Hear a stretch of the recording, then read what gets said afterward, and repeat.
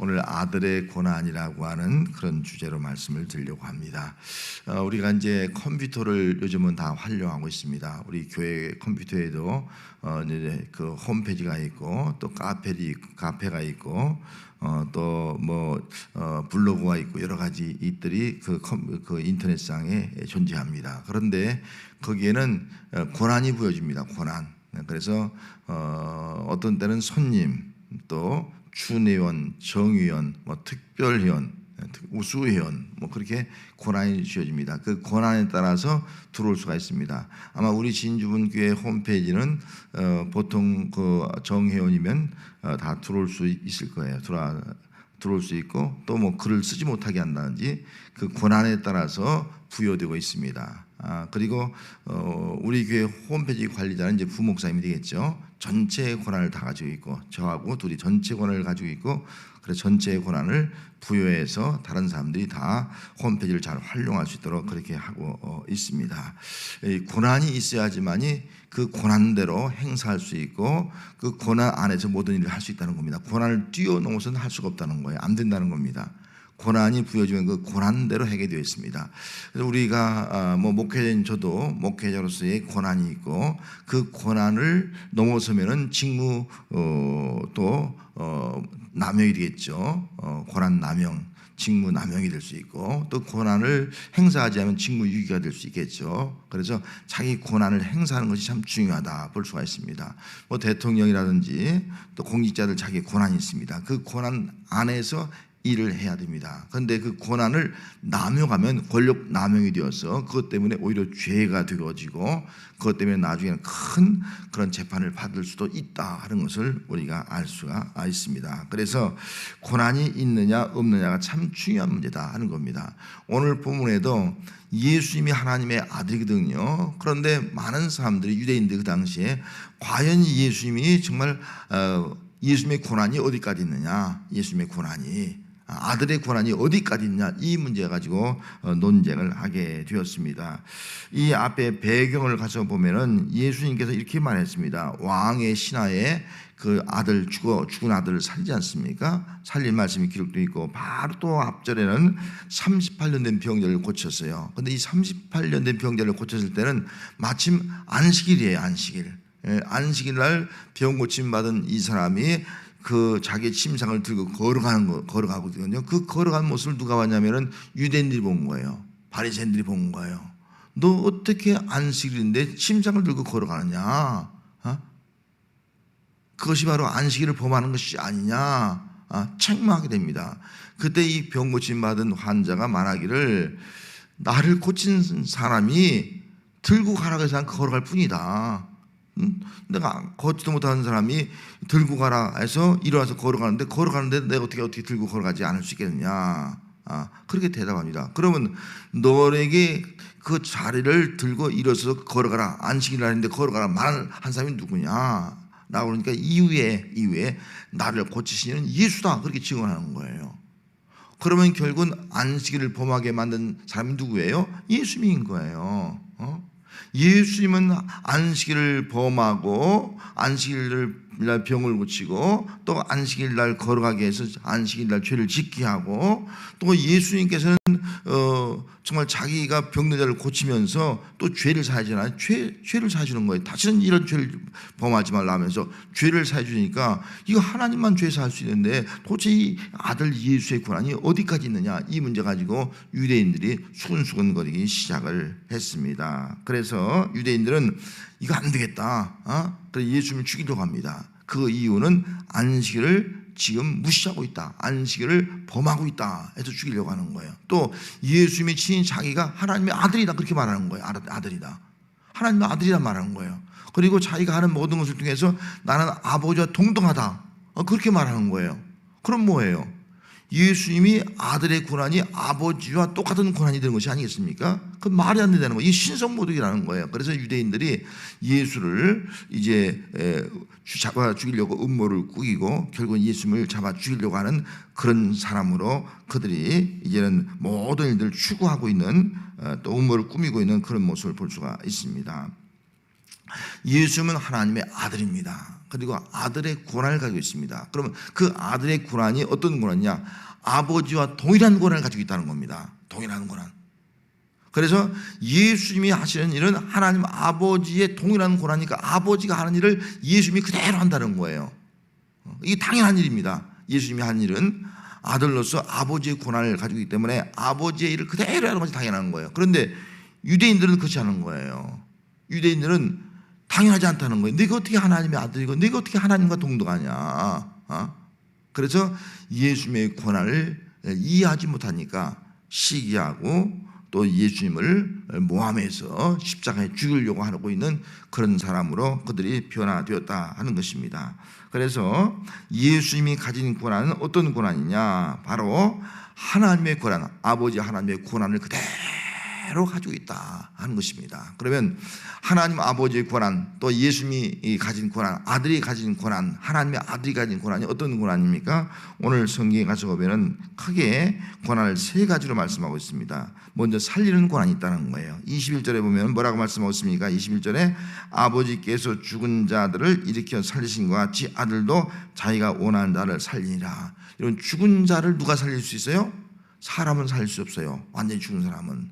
죽은 자를 살릴 수 있는 분은 하나님밖에 없다라고 말씀하고 있습니다. 그래서 하나님의 권한은 죽은 자를 살리는 권한, 창조주 하나님이기 때문에 살리는 권한이 있다. 죽고 사는 분들은 하나님의 손에 달려있다 하는 것입니다. 그와 똑같이 예수님도 살리는 권한이 있다는 겁니다. 그래서 내가 원한 사람은 예수님이 살린다라고 말씀을 하고 있습니다. 물론 죽음이란 것은 크게 세 가지 죽음이 있잖아요. 영적인 죽음, 또 육체적인 영적인 죽음은 하나님과의 분리가 영적인 죽음이죠. 육체적인 죽음은 내 속에 있는 영과 육의 분리, 이것이 바로 육체적 죽음이죠. 영원한 죽음은 영원히 하나님과 분리되는 거, 이게 영원한 죽음이라 지옥이라고 이렇게 말할 수 있을 것입니다. 이렇게 우리는 정말 영적으로 죽고 또 이 땅에 육적으로 죽을 수밖에 없는 존재인데, 이 죽은 자 가운데서 우리를 살릴 수 있는 분이 누구냐? 바로 하나님이시고 하나님의 아들 예수님만이 우리를 살릴 수가 있다 하는 겁니다. 여러분, 예수님은 우리를 살릴 수 있는 분이로 믿습니다. 죄와 사망으로 죽을 수밖에 없는 우리를 살리기 위해서 이 땅에 오신 분이 바로 예수입니다 라고 말씀을 하고 있는 겁니다. 그리고 25절 말씀에 가서 보면 진실로 진실로 너에게 이르노니 죽은 자들이 하나님의 음성을 들을 때가 오나니 곧 잇따라 듣는 자는 살아나리라. 우리는 다 죽지 않습니까? 그리고 마지막 우리는 죽음 가운데 있다가 마지막 주님이 오실 때에 하나님의 음성을 들을 때가 있다는 겁니다. 그 음성을 들을 때에 어떻게 됩니까? 곧 듣는 자는 살아날 것이다. 예수 믿는 사람은 다 살아나게 될 것이다. 그래서 예수님은 살리는 권세를 가진 분이에요. 우리를 이 땅에서 우리 영혼을 살리고 이후에 우리 육체적으로 죽어도 육체적으로 죽은 우리를 살릴 수 있는 분이 바로 예수님이다. 그래서 예수 믿는 이유가 바로 여기 있다 하는 것입니다. 여러분, 예수님의 권한은 살리는 권한을 가지고 있는 믿습니다. 우리를 살릴 수 있는 분은 예수님밖에 없다는 거예요. 하나님밖에 없고 하나님 아들 예수님밖에 없다. 그래서 나 같은 죄인 권하고 나 같은 죄인 살리고 온 인류를 살릴 수 있는, 죄와 사망에서 살릴 수 있는 분은 바로 주님밖에 없다는 사실을 우리가 믿고 또 그 예수를 믿어서 예수로 말미암아 정말 살아나는 역사가 바로 오늘 우리 성도의 삶이 되어야 할 줄로 믿습니다. 그 다음에 예수님의 그 아들의 권한은 두 번째는 심판이 있다는 거예요. 32절 말씀에 아버지께서 아무도 심판하지 아니하고 심판을 다 아들에게 맡기셨으니 그렇게 말씀했어요. 이번 우리 인간을 심판할 수 있는 분은 누구예요? 하나님밖에 없다는 거예요. 우리 인간을 심판할 수가 없어요. 우리 법적으로는 검사가 고발하고 또 판사가 우리를 판결해요. 너 죄가 있다 판결하지만은 엄밀한 의미에서 우리를 심판할 수 있는 분은 하나님밖에 없다는 겁니다. 그런데 하나님이 우리를 직접 심판하지 않냐고 그 심판을 누구에게 맡겼다는 거예요? 아들에게 맡겼다는 거예요. 그래서 예수님은 심판하는 권세를 가지고 있습니다. 예수님은 그래서 우리를 심판할 수 있는 사람은 예수님밖에 없다 하는 겁니다. 그래서 여기 27절 말씀에 가져오면은 뭐라고 말씀하고 있는 거 아니? 또 인자됨으로 말미암아 심판하는 권한을 주셨느니라. 예수님에게 심판하는 권한을 주셨다. 그렇게 말씀했습니다. 예수 믿으면 구원이지만 예수 믿지 않으면 심판이라는 거예요. 여러분 오늘 예수 믿고 우리는 구원받은 줄 믿습니다. 예수 믿지 않으면 결국 심판에 이르게 된다 하는 것을 말씀해 주고 있습니다. 그런데 예수님이 심판하는데 예수님이 마음대로 심판하는 것이 아니에요. 30절 말씀에 가서 보면 뭐라고 말씀하고 있는 거 아니? 내가 아무것도 스스로 할 수 없노라. 듣는 대로 심판하노니 나는 나의 뜻대로 하려 하지 않고 나를 보내신 이의 뜻대로 하려 함으로 내 심판은 의로우시다. 예수님은 그냥 자기 마음대로 심판하는 것이 아니라 기준이 있습니다. 그 기준이 뭐예요? 듣는 대로 심판하는 거예요. 그리고 하나님의 뜻대로 심판한다는 거예요. 예수님은 다 보고 들으십니다. 그걸 보고 심판하고 또 심판하는데 하나님의 뜻대로 심판한다. 그래서 예수님의 심판은요 의롭다는 겁니다. 이 땅의 심판은요 의로울 수가 없지 않습니까? 그래서 1심에서 어떤 그 형 선고를 받습니다. 근데 2심에서는 또 무죄 받기도 하잖아요. 또 3심에 가서 다시 또 형 선고 받기도 하고 뭐 이 세상 그 재판관들이 판사들이 그 판결한 것은 완전하지 않아요.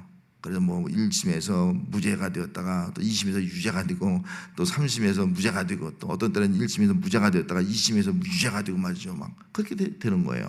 그래서 이 땅의 그 판사들의 재판은 완전히 의롭다, 완전하다 보기가 참 어렵다 하는 것을 우리는 우리 생활 중에서도 알 수가 있습니다. 하지만 예수님의 그 심판은 의롭다는 겁니다. 완전하다는 거예요. 불의함이 없다 하는 것을 말씀해 주고 있습니다. 그래서 이후에 우리가 주님의 심판대 앞에 섰을 때 왜 우리를 이렇게 심판했느냐, 왜 내가 지옥 가느냐, 뭐 왜 내가 상급을 받지 못하느냐, 그렇게 말하거나 항변할 이유가 하나도 없다는 겁니다. 왜?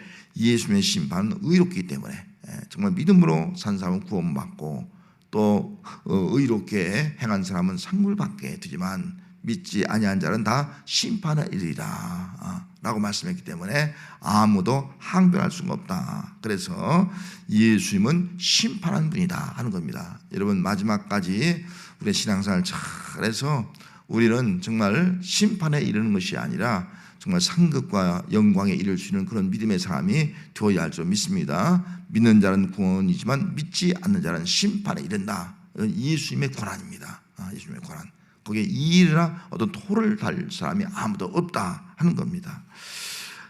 그 다음에 또 한 가지 예수님의 권한은 공경이에요. 공경. 24절 말씀에 이런 모든 사람으로 아버지를 공경하는 것 같이 아들을 공경하게 하려 하심이라. 아들을 공경하지 아니한 자는 그를 보내신 아버지도 공경하지 아니하니라. 그렇게 말씀했어요.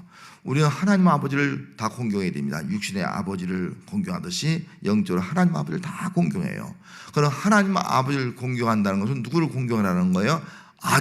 아들도 공경하게 하렵니다. 그래서 하나님을 공경한 자는 아들을 공경하는 거예요. 왜? 하나님과 아버지는 한 분이기 때문에 그렇습니다. 그래서 하나님을 공경하는 것은 곧 그 아들을 공경하라 하는 것이다. 그런데 아들을 공경하지 않으면 그 사람은 누구예요? 하나님 아버지도 공경하지 않는 것이다. 그 당시 유대인들이 하나님 아들 예수님을 공경하지 않은 거예요.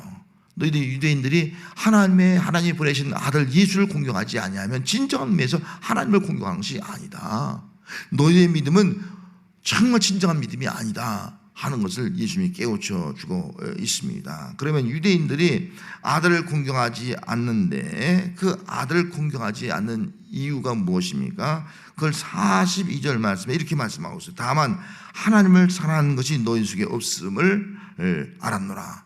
정말 하나님을 사랑한다면요, 하나님이 보내신 그 아들 독생자를 사랑하고 믿고 또 독생자가 어떤 분인가를 증언하고 있으니까 그 권한을 믿고 그리고 우리가 예수님을 공경하는 겁니다. 예수 믿는 것이 하나님 믿는 것이고 예수를 공경하는 것이 하나님을 공경하는 것이라는 겁니다. 누가 그 마음속에 하나님을 사랑하는 사람이다 하는 겁니다. 여러분 내 마음속에 하나님을 사랑하면 하나님을 공경하고 하나님이 보내신 자 예수님을 공경해야 될 줄 믿습니다. 이것이 우리 신앙이라는 거예요.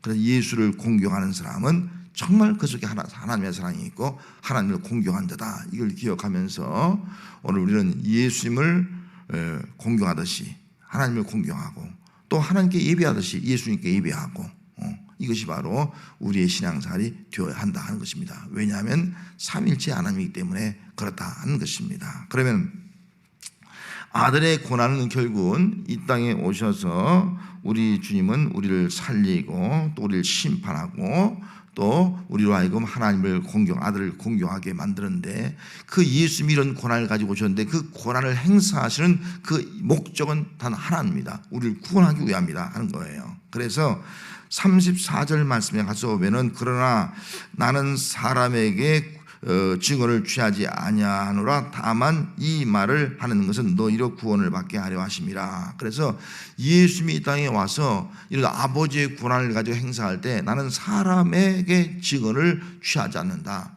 그렇게 말씀하는 거예요.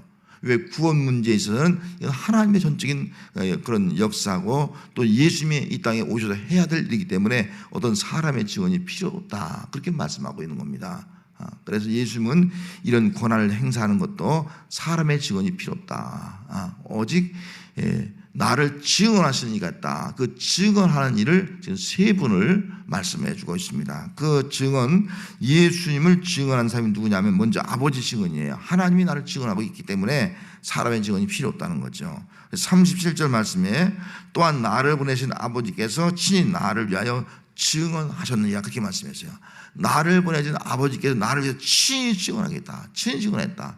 그러면 하나님이 예수님을 이 땅에 보내시고 예수를 증언하는데 크게 세 가지로 본다고 하면은 예수님이 이 땅에 오셨을 때 증언했어요. 이런 내 아들이다, 내 아들이다.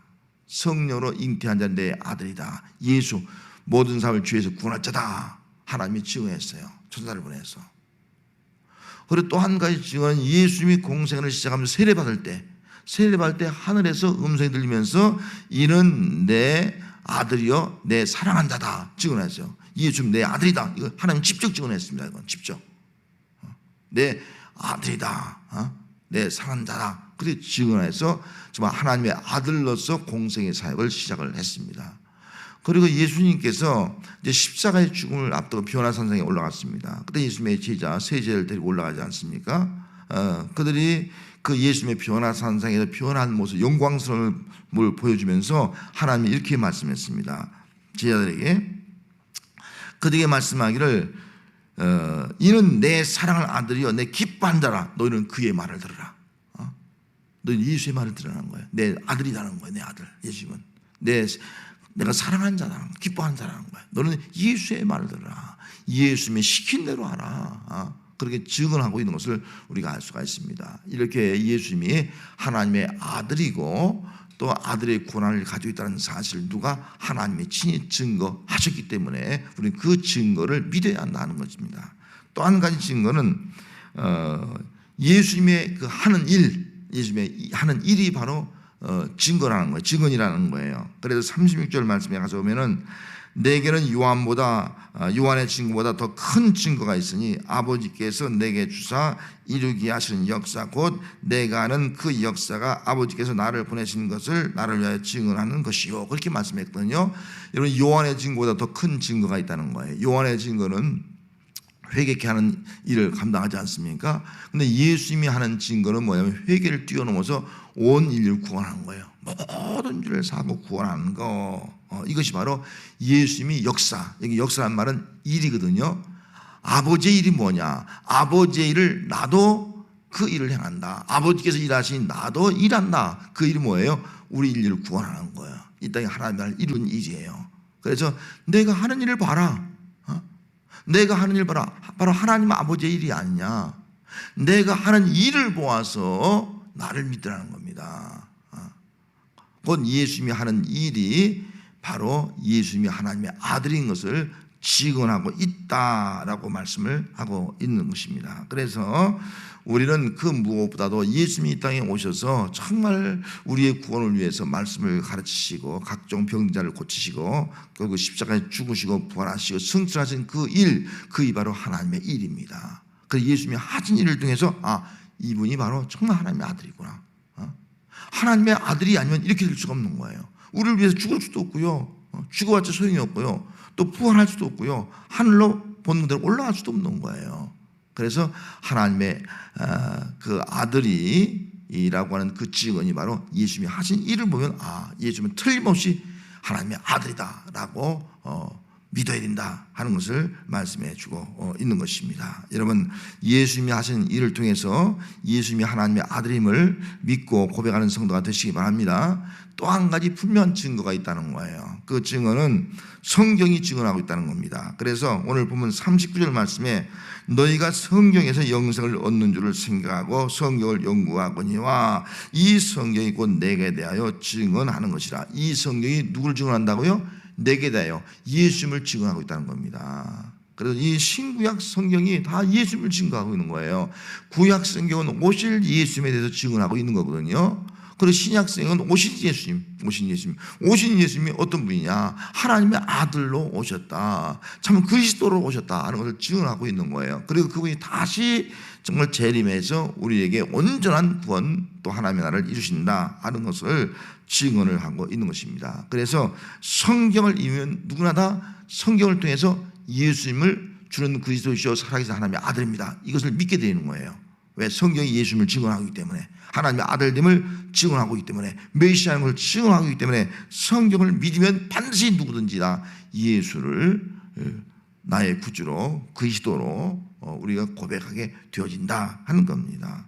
요한복음 20장 31절 말씀에 오직 이것을 기록함은 너희로 예수께서 하나님의 아들 그리스도이심을 믿게 하려 하심이요. 성경을 기록한 목적이 이거라는 거예요. 예수님이 하나님의 아들 그리스도를 믿도록 하기 위해서 이 성경을 기록해 놨다는 겁니다. 그래서 성경을 읽으면 누구든지 예수님이 하나님의 아들 그리스도라는 믿음을 갖게 되어 있다는 겁니다. 또 한 걸음 더 나가서 너희로 믿고 그 이름을 힘입어 생명을 얻게 하려 합니다. 예수를 믿어서 영원한 생명을 얻게 하려 하십니다. 성경을 기록한 목적인 거예요. 성경을 통해서 우리는 읽으면 예수님이 하나님의 아들 그리스도구나, 그분을 통해서만이 우리의 영생을 얻을 수 있구나 하는 것을 우리가 깨닫게 된다 하는 것입니다. 여러분, 성경을 읽음으로 말미암아 성경을 통해서 예수님을 정말 하나님의 아들로 나의 구주로 고백하고, 또 예수님을 통해서 참 진리 가운데 거하고, 또 예수님이 주는 영원한 생명을 받아들이는 그런 신앙생활이 오늘 우리의 믿음이 되어야 할 줄로 믿습니다. 이렇게 예수님이 가진 고난을 누가 증언하면은 아들의 고난이죠. 하나님이 증언하고 예수님이 행하신 일 자체가 지금 증언하고, 또 성경 말씀이 증언을 하고 있습니다. 자, 여러분, 예수님이 하나님의 아들인 것을 믿습니까? 예? 하나님의 아들 예수님이 우리를 영원히 살리실 분으로 믿습니까? 그분이 장차 마지막 때 다 심판주로 믿습니까? 예수님을 믿는 것이 하나님 믿는 것이고 예수님을 공경하는 것이 하나님을 공경하는 것을 믿습니까? 이걸 믿는다고 하면은 우리는 하나님이 증언하고, 또 예수님이 하신 일이 증언하고, 그리고 성경 말씀이 예수님이 하나님의 아들인 것을 증언하고 있지 않습니까? 그럼 이 증언을 우리가 어떻게 해야 돼요? 이 증언에 대해서 이제 무조건 믿으라는 거예요. 우리는 하나님이 증언하니까 예수님은 하나님의 아들을 믿으라, 그래서 믿으라는 거예요. 왜? 하나님이 증언하니까. 또 예수님이 우리를 위해서 하신 그 일이 증언하고 있으니까, 성경이 증언하니까 믿으라 말씀하고 있는 겁니다. 신명기 19장 15절 말씀에 가서 보면은 사람의 모든 악에 관하여 또한 모든 죄에 관하여는 한 증인으로만 정할 것이 아니요 두 증인의 입으로나 또는 세 증인의 입으로 그 사건을 확정할 것이며, 한 사람의 증인각을 안 된다는 거예요. 반드시 두 사람, 세 사람의 증인이 있을 때만이 가능하다는 것입니다. 그러면 지금 예수님이 하나님의 아들인 것을 누구 한 사람이 증언한 것이 아니지 않습니까?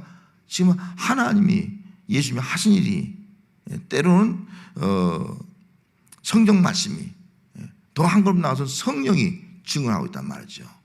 그러기 때문에 확신하기 때문에 우리는 예수님이 하나님의 아들이라는 사실을, 그 증언을 확실하게 믿고 우리가 믿음 생활을 해야 된다. 하나님의 아들로 믿고 우리가 그분을 믿는 믿음을 가지고 살아가야 한다 하는 것입니다. 여러분, 이 증언, 하나님의 증언, 또 예수님의 사역의 증언, 또 성경의 증언을 꼭 믿으시길 바랍니다. 믿어서 예수를 나의 구주로 고백을 하고 영생을 얻는 그런 신앙생활하는 우리 성도가 되어야 할 줄 믿습니다. 또 한 가지는 아들의 고난에 순종하지 않은 겁니다. 아들의 고난, 하나님의 아들의 고난, 그 말씀에 순종하지 않은 거예요. 그래서 아들의 고난은 자기가 원하는 자들을 다 살린다. 아들의 권한은 살리는 권한이라고 아까 말씀했습니다. 그러면 정말 아들이 원하는 것이 뭘까? 하나님의 예수님이 원하는 거 뭐예요? 예수님이 원하는 것은 다른 것이 아닙니다. 예수님을 그리스도요 살아계신 하나님의 아들을 믿는 거예요. 믿으라는 거예요. 믿어라. 이 말씀에 우리 순종하라는 거예요. 예수님은 아들의 권한으로 가지고 우리에게 말씀하는 것이 믿으라는 거예요. 믿으면 구원이고 믿으면 영생이라는 거예요. 믿으면 영원한 총기라는 거예요. 그래서 우리는 순종하는 자가 구원받습니다. 순종하는 자가 영생 얻습니다. 순종하는 자가 그 아들로 말미암아 하나님의 자녀가 됩니다. 순종한 자가 하나님 나라에 합당한 자가 되는 겁니다. 그러면 아들의 그 말씀, 정말 믿으라는 말씀에 우리가 순종해서 예수를 나의 구주로 믿는 그런 믿음을 가지고 살아가는 신앙이 되어야 할 줄 믿습니다. 자, 믿는 것은 끝나지 않고 두 번째는요, 예수님의 뜻대로 살아가자는 거예요. 여러분, 예수님의 뜻, 아버지의 뜻대로 살아가자는 거예요. 예수님도 내 뜻대로 마옵시고 아버지의 뜻대로 그렇게 말씀했잖아요. 그래 우리는 정말 예수 믿었으면 이제 내 마음대로 사는 걸 이제 좀 뒤로 접어놓고 그래 예수님의 뜻대로 살자. 정말 예수 믿었으면 예수님이 나의 구주고 예수님이 나를 살리시는 생명이라고 한다면 내가 예수님 뜻대로 살아야지. 그 길이 생명의 길이지. 그 길이 정말 복된 길이지. 그 길이 하나님의 나라에 이르는 길이지. 이런 믿음을 가지고 항상 주의 뜻대로 살겠습니다. 이런 고백하면서 우리 주님의 뜻대로 살아가는 신앙이 우리의 신앙이 되어야 합니다. 또 한 가지는 이제 우리가 예수를 믿고 또 주님의 뜻대로 산다고 하면은 주님을 잘 공경하는 신앙이에요. 예수님을 공경하는 것이 하나님을 공경하는 것이라고 말씀했습니다. 예수 잘 믿는 거, 그리고 정말 예수의 이름을 가지고 우리가 기도하고 예수의 이름으로 모여서 예배하는 거, 그리고 하나님 앞에 잘 우리가 섬기는 거, 이것이 바로 정말 예수님의 그 고난에 순종하는 그런 신앙생활을 할 수 있는 우리의 모습이 되어야 할 줄로 믿습니다. 기도하겠습니다.